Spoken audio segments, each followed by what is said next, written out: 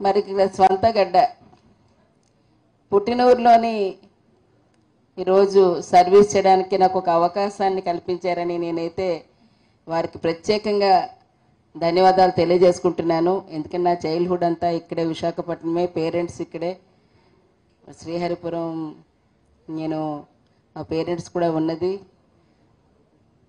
మరి నేను చదువుకున్నా ఇక్కడ, గర్ల్స్ హై స్కూల్స్ అవన్నీ ఇక్కడే చదువుకున్నాను, యూనివర్సిటీలో ఇక్కడే చదువుకున్నాను ఆ స్టడీస్ అంతా.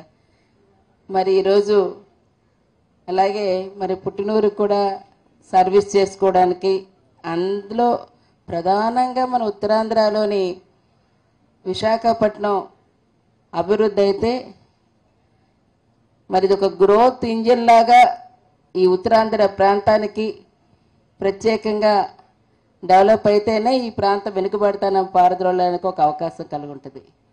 దాన్ని నమ్మిన దాన్ని గతంలో కూడా పార్లమెంట్లో అనేక సమస్యలు మన ప్రాంతానికి ఏదొచ్చినా సరే మా ఉత్తరాంధ్ర, మా విశాఖపట్నం అని మాట్లాడేదాన్ని.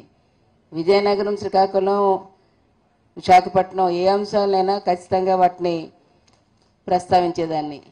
మరి ఆ దాంట్లో దిశగా ప్రధానమైనది మనకి ఇక్కడ ఈరోజు ప్రభుత్వం చేస్తున్న ఒక పక్కన అనేక కార్యక్రమాలు, సంక్షేమ కార్యక్రమాలు, అభివృద్ధి కార్యక్రమాలు రెండింటిని కూడాను మరి రెండు కళ్ళలాగా చూసుకుంటూ ప్రతి ప్రాంతానికి కావలసినవి అన్ని వర్గాల వారికి ఈరోజు అనేక కార్యక్రమాలు చేస్తూ వెళ్తున్న ప్రభుత్వం చేస్తూ వెళ్తున్నవి.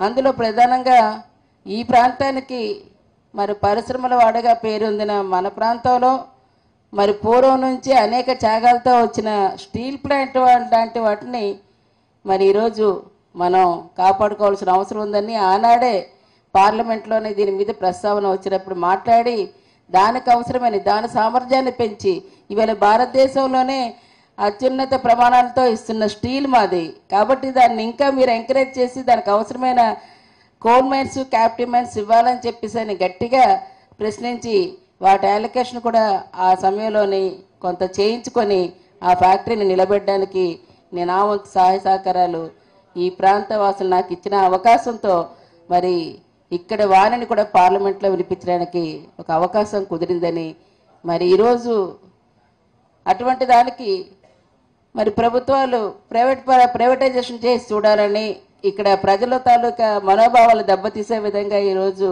మరి చేస్తున్న వాటిని పూర్తిగా ఈవేళ మనం ఖండించాల్సిన అవసరం ఉంది. ఈ ప్రాంత వాసులకి న్యాయం చేయవలసిన అవసరం ఉంది. దానికి అవసరమైన సామర్థ్యాన్ని పెంచడంతో పాటు అది పబ్లిక్ సెక్టర్ కింద కొనసాగించేందుకు మరి బాధ్యత తీసుకోవాల్సిన అవసరం కూడా చాలా ఉంది.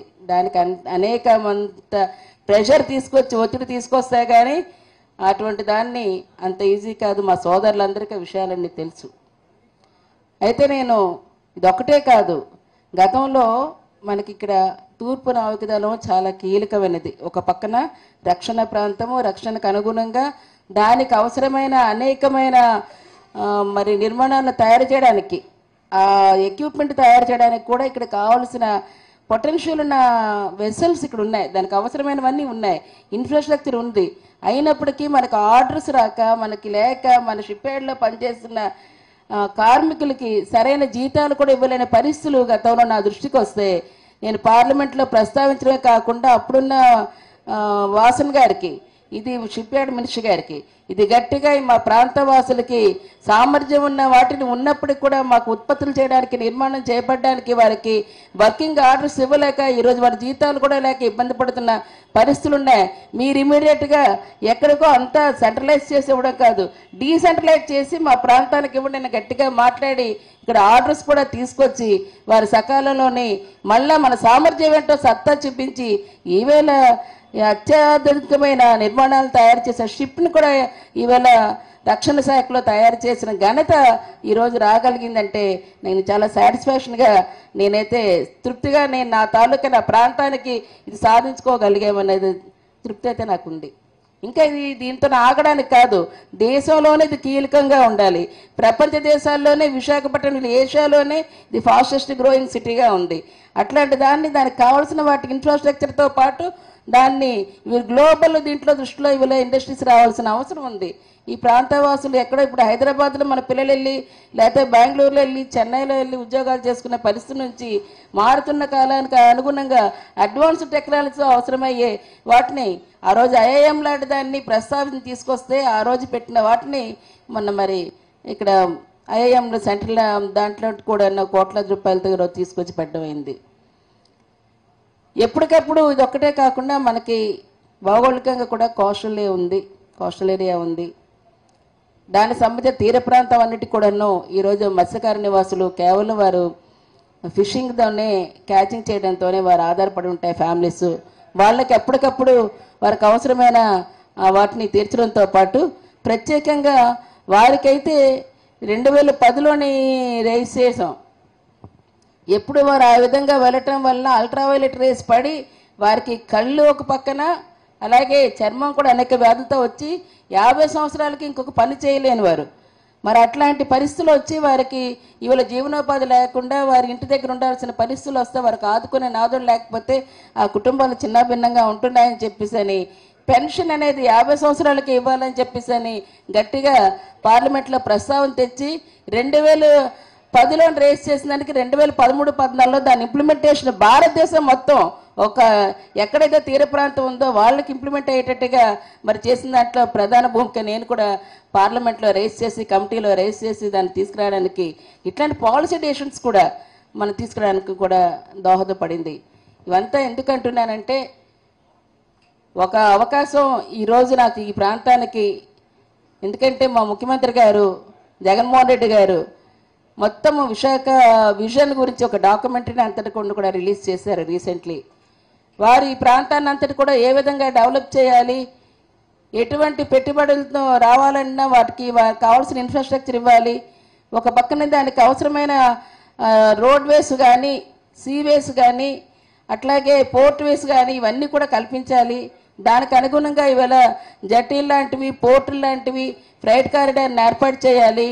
6 లైన్ రోడ్స్ లాంటివి మన కనెక్టివిటీ ఉండాలి. పోర్టు నుంచి ఈరోజు 6 లైన్ కనెక్టివిటీ మరి దానికి సంబంధించినవి ఎక్కడ మనకి భీమిలి నుంచి ఇంటర్నేషనల్ ఎయిర్పోర్ట్ వరకు మెట్రో లాంటి వాటిని కూడా ఈరోజు ఏర్పాటు చేసి వాటి ప్రజలకు అందించాలి. అంతేకాకుండా 6 లైన్ లాంటివి వయా కడప నుంచి బెంగళూరు వరకు మన దగ్గర నుంచి అట్లాంటి దాన్ని కూడా ఇవాళ తీసుకొని వెళ్ళి మరి కోస్టల్ కారిడార్ని కూడా ఏర్పాటు చేయాలి. దీని ద్వారా ఈరోజు ఫ్రైట్ కారిడార్ని కూడా పెంచాలి. ప్రధానంగా ఇటువంటి అంశాలన్నిటి మీద కూడా వారు ప్రత్యేక దృష్టితో సారించడమే కాకుండా ఇక్కడ కావాల్సిన ఇవేళ ఒక మెడికల్ హబ్గా తీసుకొచ్చారు. కేవలం మెడికల్ హబ్గా ఈరోజు స్వర్గీయ రాజశేఖర రెడ్డి గారు తీసుకొచ్చిన వాటితో పాటు ఈరోజు అనేకమైన ఆ మెడికల్ హబ్లో అనేకమైనవి ఈరోజు హాస్పిటల్స్ కార్పొరేటెడ్ సెక్టర్ హాస్పిటల్స్ అన్ని ఇక్కడికి వచ్చి వైద్యానికి కేవలం మనదే కాకుండా మన చుట్టుపక్కల ఉన్న 3-4 రాష్ట్రాల వారు కూడా ఇక్కడికి వచ్చి దాన్ని వినియోగించుకునే విధంగా ఈరోజు తీర్చిదిద్దారు. అలాగే మెడికల్ కాలేజ్ దానికి అనుగుణంగా అవసరమైన మెడికల్ కాలేజ్ అన్ని తీసుకొచ్చారు. ఉన్న హాస్పిటల్స్ అన్నింటినీ కూడా సంపూర్ణంగా వాటికి 100 బెడ్లు ఉన్నవి ఈరోజు 500 బెడ్స్ వరకు కూడా అప్గ్రేడేషను. ఎక్కడికి కావాలంటే సెంటర్స్ వెల్నెస్ సెంటర్స్ మరి గ్రాస్ రూట్ లెవెల్ నుంచి ఈరోజు మొత్తం మనకు కావాల్సిన హై లెవెల్ వరకు ఏం కావాలో వాటన్నిటిని ఇన్ఫ్రాస్ట్రక్చర్ మీద ప్రత్యేకంగా దృష్టిసారిని తీసుకొచ్చారు. ఇంకా ఇట్లాంటి వాటి మీద పూర్తి సామర్థ్యత తీసుకొచ్చిన దాంతోపాటు ఈరోజు ఐటీ జోన్ కూడా ఈవేళ తీసుకొచ్చి దానికి అవసరమైన మరి ఐటీ జోన్ను కూడా ఈరోజు ఏర్పాటు చేసి సజ్జలు ఏర్పాటు చేసి ఇంకా కొత్త వారిని కూడా కొత్త అవకాశాలు కూడా వచ్చి ఈవేళ ఇప్పటికే సత్యం లాంటివి ఇవన్నీ పెట్టుకొని ఇన్ఫోసిస్ లాంటి వాటి కూడా ముందుకు వచ్చి పెట్టడానికి సిద్ధంగా పెడుతున్నవి అప్గ్రేడేషన్ అవుతున్నాయి. కొత్త వాటి పెట్టడానికి కూడా ఈరోజు వచ్చేందుకు వాటికి కావాల్సినవన్నీ పెట్టున్నాయి. ఇక రైల్వే జోన్ అనేది మనకు ఒక కళ్ళ మిగిలిపోయింది. రైల్వే జోన్ నుంచి గతంలో చాలా పోరాటం చేసాం. మన రైల్వే జోన్ అంటే ఇప్పుడైతే రైల్వే జోన్ గురించి కేవలం మనకి ఆ జోనల్ ఆఫీస్ ఇవ్వడానికి కావాల్సిన వాటిని ఎక్విప్మెంట్ సైట్ వరకు ఇచ్చి దాన్ని తయారు చేయడానికి అన్ని ఫండ్స్ ఇచ్చారు. కానీ నేనైతే పోరాడుతున్నాను ఆ రోజు నుంచి ఈ రోజు వరకు రైల్వే అసెట్ కింద ఏమున్నాయో వాటిలో ఇక్కడ ఒక కోచ్ ఫ్యాక్టరీ ఇవ్వండి, ఒక వ్యాగన్ ఫ్యాక్టరీ ఇవ్వండి, మాకు స్టీల్ ప్లాంట్ ఉంది, అవసరమైన వాటర్ రిసోర్స్ ఉన్నాయి, అవసరమైన మైనింగ్ ఉన్నాయి, వాటి తయారు చేయడానికి ఇస్తే ఇక్కడ చాలామంది ఉపాధి కలిగించడానికి అవకాశం ఉంటుంది. అట్లాంటి ఇవ్వటం వల్ల రెవెన్యూ పెరగడంతో పాటు ఎంతమందికి ఉత్పాదన సామర్థ్యత కూడా మా విశాఖపట్నం ప్లాంట్లవి ఈరోజు ముందుకు తీసుకెళ్ళడానికి అవుతాయి. ఇంకా అత్యంతమైన కీలకమైనది BHPవి పూర్తిగా మూతపడిపోయే పరిస్థితులు వస్తాయి. ఆ రోజు ఆ కమిటీలో ఉండి మరి అప్పుడు కూడా ఆ రోజు మరి పోరాడి BHPవిని BHELలోని మధ్య అవడానికి దానికి అవసరమయ్యే దాన్ని పూర్తిగా ఈరోజు సామర్థ్యం పెరిగి మళ్ళీ వేలాది కుటుంబాలు ఈవేళ చక్కగా ఉద్యోగాలు చేసుకొని దాన్ని ఈరోజు ఉన్నతికి తీసుకెళ్లే స్థితికి మరి రాగలిగిందంటే దానిలో కూడా భాగస్వామ్యంగా ఆ రోజు అవ్వగలిగాను. ఈరోజు అలాంటిది మా ముఖ్యమంత్రి గారు ఇట్లాంటి డెవలప్మెంట్తో ముందుకు తీసుకెళ్తున్న విశాఖపట్నాన్ని మహానగరంగా తీర్చిదిద్దాలని మరి ఈ ఉత్తరాంధ్ర ప్రాంత వెనుకబడతానని పూర్తిగా పారద్రోరాలని ఎడ్యుకేషన్ మీద, హెల్త్ మీద, ఎంప్లాయ్మెంట్ మీద మరి యూత్కి ప్రత్యేకంగా ఈరోజు ఎంటర్ప్రినర్షిప్ ఇచ్చి ఆ ఎడ్యుకేషన్ కరికులంలో పెట్టి వారికి ఉపాధి అవకాశాలను మెరుగుపరచాలి. ఎక్కడికో కాదు మన ప్రాంతంలో ఇవ్వాలంటే ప్రతి ఒక్కరం కూడా స్థానికంగా ఉండి స్థానికంగా పుట్టిన ప్రతి ఒక్కరు కూడా ఈ ప్రాంత డెవలప్మెంట్ కోసం వాలంటరీగా ఈరోజు జగన్మోహన్ రెడ్డి గారికి అందరూ కూడా మీ ద్వారా కోరుతున్నాను, ప్రజలందరికీ మద్దతు ఇవ్వాల్సిన అవసరం మనకి ఆసన్నమైందని చెప్పని మరి ఖచ్చితంగా అటువంటి అవకాశానికి ఈ విశాఖపట్నంలో మీ ద్వారా ప్రజలు మరి ఆశీర్వదిస్తే తప్పకుండా ప్రజల తాలూకా గళాన్ని పార్లమెంట్లో వినిపించి ఈ ప్రాంత సమస్యల్ని తప్పనిసరిగా ఏ విధంగా మనం తీర్చిదిద్దుకోవచ్చు అనే దాన్ని వీళ్ళకి, ఎందుకంటే గతంలో వెళ్ళినప్పుడు కొత్తగా వెళ్ళినప్పుడు స్టడీ చేయాల్సి వచ్చింది. ముందు వాళ్ళు ఎవరు ఏం మాట్లాడారో అప్పుడు ఏమి ఇచ్చారో ఏం చేశారని. కానీ దీన్ని 2 టర్మ్స్ చేసిన తర్వాత పూర్తిగా అది ఎక్కడ ఉంది, ఇక్కడ సమస్యలు ఏంటి, దాన్ని ఎక్కడ ఉన్నాయి, ఏ విధంగా మరి ముఖ్యమంత్రి గారు ఇక్కడున్న మరి రాజ్యసభ సభ్యులు లేకపోతే పెద్దలు మరి ఇక్కడ రేపు పొద్దున అవకాశం వచ్చిన మరి అందరూ కూడా కలిసి ఈవేళ రాష్ట్ర మంత్రులు అందరూ కలిసి ఈ సమస్యలు స్టేట్ నుంచి సెంట్రల్ నిధులు తీసుకురావచ్చి డెవలప్ చేయాలంటే ఏ విధంగా చేయాలి, UIDSMT లాంటి గ్రాంట్స్ని కూడా మరి ఈవేళ కేంద్ర ప్రభుత్వ సహకారంతో ఇవాళ రాష్ట్ర ప్రభుత్వాన్ని తీసుకొచ్చి ఈ పట్టణంలోని మరి సుందరీకరణగా చేయాలంటే లోకల్ అర్బన్ లెవెల్ బాడీస్తో ఈరోజు టైఅప్ చేసి ఈవేళ పబ్లిక్ ప్రైవేట్ భాగస్వామితో ఈ ప్రాంతాన్ని పూర్తిగా డెవలప్ చేయాల్సిన అవసరం ఉన్నాయి. అట్లాంటివి టూరిజం డెవలప్మెంట్ అవసరం ఉన్నాయి. ఇట్లాంటివన్నీ చేయటం వల్ల ఒక పక్కన పర్యాటకతో పాటు ఇంకో పక్కన ఉపాధితో పాటు ఈ రాష్ట్ర రెవెన్యూ పెరగడంతో పాటు ఈ ఉత్తరాంధ్ర రాష్ట్రానికి నేను ముందే అన్నాను, ఆర్థికంగా ఇది గ్రోత్ ఇంజిన్ లాగా పనిచేసే ఒక సెంటర్గా విశాఖపట్నం ఈ రాష్ట్రానికి దిశగా కావాలి. దానికి మా ముఖ్యమంత్రి గారు ఇస్తున్న మా సహాయ సహకారాలు ప్రత్యేక దృష్టి, ఈ ప్రాంతవాసుల మీద ఉన్న ప్రత్యేక దృష్టి, రేపు రానున్న రోజుల్లో కూడా పరిపాలనా రాజధానిగా తీసుకొస్తామన్న చెప్పి వారు ఇచ్చిన వాగ్దానం మరి అందరూ కూడా వాలంటరీగా మనం వారికి మద్దతు ఇచ్చే అవసరం రేపు రానున్న ఎన్నికల్లో ఉంది. కాబట్టి మీ ద్వారా మరి విశాఖ ప్రజలందరికీ, విశాఖ ఆడబడిచిగా నేను మీ ద్వారా వారందరికీ ప్రజలందరికీ కూడా విజ్ఞప్తి చేస్తున్నాను. అటువంటి అవకాశం మన పిల్లలకి బంగారు బాట వేయాలి.